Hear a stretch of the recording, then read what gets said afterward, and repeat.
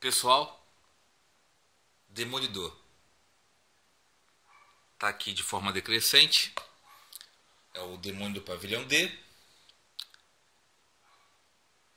Os quatro casais da Panini. E acabam englobando a fase do Brian Michael Bendis. Aqui também nós temos o início da fase do Ed Brubaker. E o que acontece? Nós temos a fase do Frank Miller, tá? Que já é respeitada, conhecida. E o que acontece? A fase do Brian Michael Bendis, ela é igual ou ficaria em segundo lugar, tá? É muito boa. É claro que é preciso o contexto da época, a questão da marcação. Até se eu fosse colocar agora, até porque é forma contemporânea, a fase do Brian Michael Bendis é para nós mais acessível, não é tão ingênua. Então, para muitos vai ser melhor. Para o leitor mais saudosista, dificilmente. Não tem até a criação de personagens tão emblemáticos, como a Elektra, por exemplo, ou até mesmo a história da roleta russa, que é muito boa do Mercenário, mas é muito bom, tá? É o que eu falo, quadrinhos às vezes você não precisa criar algo extraordinário, você só faz apenas boas histórias. E o Brian Michael Bendis, mês a mês, ele conseguiu apresentar isso. Com roteiros repletos de diálogos, inteligentes demais, ação também, e um desenho altamente competente, tá? De forma agradável. E quando ele saiu, quando ele termina o arco dele, dá uma pena, porque foi o melhor trabalho que ele fez. Ele acaba sendo bom, mas não chega a pé do Demolidor, tá? Então, não é que ele não tenha feito assim um trabalho muito ruim em eles. Não, longe disso. É o segundo melhor trabalho dele. Só que o Demolidor fica tão acima, você realmente entra na história, tu fica, caramba, isso aqui é bom, isso aqui é uma marca, isso é um marco, tá? É muito gostoso você ler essa fase. Eu recomendo. E a Panini demorou, tá, gente? Foi o quê? Pelo menos mais de 10 anos para lançar essa edição, então tá, ó. Igual o próprio eles, que a gente está esperando assim o volume 2 e 3 já há um tempão. Só lançou os 13 primeiros números. A Panini realmente atrasa quando quer. E o que acontece? Valeu a pena, tá? Ter isso aqui, eu vou colocar até os em termos de lateral, na estante. Olha, a Marvel Deluxe é um patocão e um senhor presente. Um pouquinho caro, tá? Então vão para uma Amazon da vida para vocês comprarem. Eu só até suspeito, né? Mas eu recomendaria, tá, gente? Eu recomendo os 4. Apesar que eu tenho meu favorito. É o Rei da Cozinha do Inferno, porque eu gosto muito de uma personagem lá, que é o par romântico do Matt Murdock, que é a Mila Donovan. Claro que depois do arco do Ed Brubaker, ele pega a personagem e massacra. Ele nem massacrou, ele descartou. E eu fiquei uma pena, por mais que nós temos assim. Você realmente torce por alguns pares. Exemplo, o Matt com a Elektra ou com a Viúva Negra. E a Mila Donovan, ela veio na tangente e você pega um carinho por ela. E foi mal aproveitada, tá? Apesar que o primeiro arco do Ed Brubaker foi muito bom, tá? Que é até o título do quarto encadernado. Eles podiam pegar uma capa, uma arte do Michael Lark, mas aí acho que você perde um pouquinho disso, entendeu? Em termos de continuação nos próximos volumes. Eu paro por aqui, tá? Até mesmo na coleção do Marvel Action, o que eu falei assim, não, aqui terminou, pra mim a história termina aqui. Eu queria a fase do Bendis completa e queria justamente esse diálogo, vou dar o spoiler lá, esse confronto com a vilã que o manipulou. Eu acho que daqui a história já decai. Aí já não me interessa, só vai começar bem quando o Brubaker sai, o outro roteirista assume, e mesmo assim são os primeiros arcos que são bons, depois fica ruim. Uma pena, uma pena. O Demolidor, ele prova aqui que é um personagem não de segundo escalão, tá? O que faz um personagem assim são os roteiristas. E eleva. Tá? Bom, gente, quem não conhece a história, eu vou falar aqui um resuminho. A identidade secreta do Demolidor, ela é revelada. Tá? O Wilson Fisk, ele sabia. Então, o filho do Wilson Fisk, ele é um bebum. Ele começa a comentar no bar e vai colocando todos os outros sabendo. Até que chega lá um outro criminoso, pequeno capanga, e resolve atacar o Wilson Fisk, no caso, esfaquear. E ele começa a tramar um jeito para matar o Matt Murdock. Isso nós temos esse início. Só que a história vai, depois que o Demolidor ele consegue lidar com essa primeira revelação, o que acontece? Um agente do FBI, e essa é uma história muito legal, essa aqui vale a pena dizer que isso aqui foi 11 de setembro, tá, gente? Eles, depois que teve o atentado, a Marvel resolveu fazer uma edição do Silêncio, em homenagem. Então, de todos os quadrinhos daquele mês, não tiveram falas ou tiveram pouquíssimas. Essa aqui foi do Demolidor. A do X-Men é muito interessante, tá? Do Grant Morrison e do Frank Quitely. Eu recomendo. Aí... E aqui o roteiro, nós temos aqui um paralelo com César sobre as facas, forma de esfaquear, traição. Papel colchê, tá, gente? Capa dura. A arte ela brilha mais. E o que acontece? O Frank Nelson, ele mostra o quanto que ele é um amigo, o quanto ele é um crítico também. Ele tá ali, ele é um companheiro, mas ao mesmo tempo é um pouco de consciência do Matt Murdock, falando assim, ó, você tá fazendo errado, você já pensou que você pode desistir?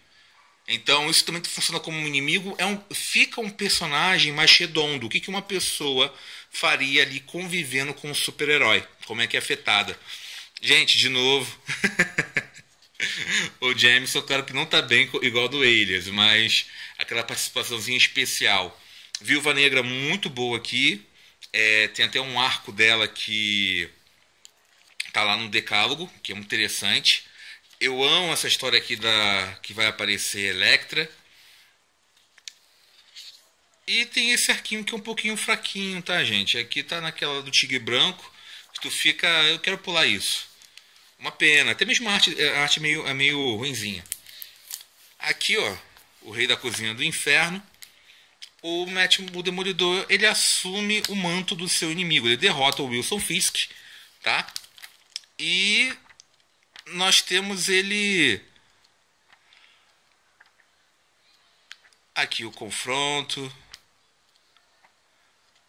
É muito legal. A Mila Donovan vai lá, coloca a Meredith Floyd, a Mary Raymond Tiffod.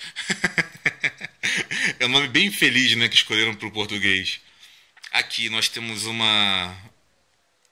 Acho que eu tenho um diálogo aqui que eu amo, que é logo do início, por isso que eu falo assim, nossa, é muito legal isso. Aí, o quadrinho que me chama a atenção não foi a ação. Falando simplesmente sobre nostalgia. É da Mila Donovan, né? Ó, estou ouvindo um livro em que o autor explica a sua teoria de como a nostalgia é. Como era mesmo? Assim, nostalgia é um estado de desprezo não articulado do presente e medo do futuro. Viu? Não é qualquer quadrinho que tem isso não, e você consegue fazer esse diálogo fluir. Aqui nós temos o Decálogo com a Viúva Negra, sensacional. Ó. Olha que capa. Muito engraçado também. O Bendis, ele oscila com muito mais de humor. Aqui já é um especialzinho do Demolidor, tá? Acho que foi Demolidor 500, 150. Ele atingiu um número, fizeram um especial com vários desenhistas participando. Plastiquinho. E para encerrar, o Demônio do Pavilhão D.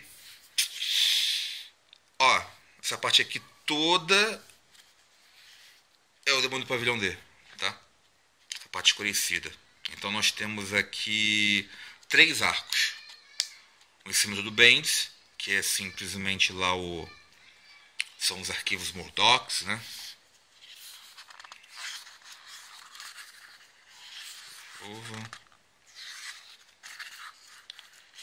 O que acontece aqui? O Fisk, ele chama lá o Ben Urich e fala, ó, eu tô me ferrando, eu quero fazer um acordo. E é claro que é um golpe, eu nem sei porque o Ben ele aceitou, mas ele foi. Na verdade nem ele sabe também, tá? Integridade profissional, não é todo dia que é chamado, esse confronto, vai ver que... O fato é que ele foi. E quando ele foi, o Fisk, ele faz o que bem sabe, ele joga xadrez. E ele negocia uma coisa. Ele fala, ó, eu tenho uns arquivos lá que provam que o Matt Murdock, ele é o Demolidor. Eu acho que vão se interessar, e não tem como acusar, só quero ir embora. E o pessoal do FBI acaba concordando porque não tem nenhuma prova circunstancial. Então, entre você não pegar nenhum dos dois ou pegar alguém, resolveram pegar pelo menos um pássaro. E nisso começa esse jogo. A Mila Donovan, ela retorna, tá? De forma assim, a menina muito azarada, né? A parceira mais azarada que tem. Ela só vai na furada. E olha que nós tivemos Gwen Stacy, Mary Jane. Todas assim, eu não me casaria com nenhum super-heroína ou super-herói. Se eu fosse mulher, também no caso, ficar de longe, porque você vai passar sufoco. Ai, ai. E aqui o diretor do FBI, que ele até é um pouquinho mal assim, subestimado na sequência do Brubaker. O que é uma pena, você olha que ele tem uma certa integridade. E depois a personalidade dele é meio modificada. Isso acaba me incomodando um pouquinho, do tipo, tá, ele não era assim não, tá? Entendeu? Você não pode pegar um personagem e você afetar alguns desses pontos. Coisa bem suscetível, não atrapalha, gente. Mas acabou incomodando um pouquinho.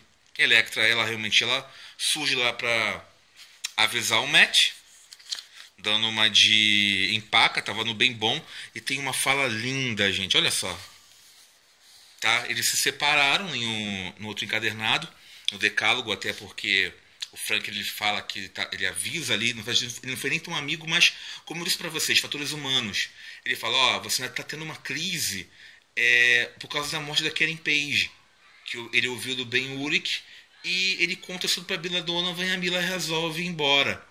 E depois ela retorna, e isso aqui depois do arco da Viúva Negra. Eu tenho muita saudade. Você ainda me ama? Sim. Está saindo com alguém? Não. Eu sou casado. Isso foi lindo. Isso que é a fase que tu fica... Bendis. Tem algum arco também. Depois até tem um defeitinho que me incomodou. Entendeu? Não é pra ficar uma coisa meio Rei Leão. Vocês vão entender daqui a pouquinho. Que é quando justamente a Mila fala. Tá logo aqui, ó. Dizendo depois da suposta morte do Frank. Ele não morre, tá, gente? Ele só sofre um atentado, mas pensa-se que ele foi morto. E envolvido, é claro, na manipulação da Vanessa. Ó, lembre-se de quem você é, meu amor. Bem Mufasa, né? Aí, lembre porque eu amo. Esse lembre porque eu amo ficou esquisito. Tinha que ter de novo um lembre-se aqui. Cometeram o erro lá no mix e passou também aqui. Mas teve algum esforço, tá, gente? Teve algumas partes lá do mix em que eles não traduziram, tá? O texto era tudo em inglês e aqui houve em português. Tem algumas diferenças bem pouquinhas, mas faltou uma revisãozinha assim, tá? Pegaram simplesmente um arquivo e colocaram ali sem muita presteza. O arco vale a pena. Aqui tem a continuação que dá um declínio, mas todo esse último arco, pra mim, vale a pena apenas uma coisa: esse confronto que ele tem com a Vanessa. É demais, entendeu? O Break, ele... Tá, eu não fui tão bem lá, mas ele coloca o quadrinho num alto nível, tá? Só vocês pegar o diálogo aqui, ó. Ele era meu melhor amigo, Ele é meu melhor amigo. Existe um motivo melhor? Ela vai enrabando ele. Ele faz isso, ela prova que realmente estava jogando e muito bem. E faz uma proposta, entendeu? Isso é lindo. E o Matt, ele acaba indo embora, né? Aí essa frase também dela, gente, aqui ó. Uma coisa que não pode esquecer sobre Matt Murdock é que, acima de tudo, ele é egoísta. Só que na maior parte do tempo não percebe. Isso é que faz um grande quadrinho. E se você parar para pensar, é um ponto de vista que é um pouco disso, apesar que está vindo de uma vilã. Gente, é uma HQ de alto nível. Eu recomendo, tá? Demais. É possível adquirir os 4 e se vocês forem continuar a coleção também. Eu paro por aqui porque não suporto ver a Mila sofrer. Mas é muito bom, tá? O Bendis está de parabéns e o Brubaker por ter feito essa história curta, encerrando pelo menos a tramóia do Demônio Pavilhão D. E Panini, obrigado por ter colocado tudo aqui, tá? Eu pensei que ia separar, eu falei, como é que vai ficar isso?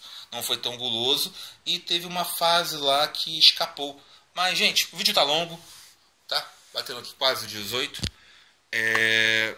Vamos lá, tá? Vamos encerrar e fica a recomendação. Vocês pedem do Matt Murdock, vulgo Demolidor. Até mais!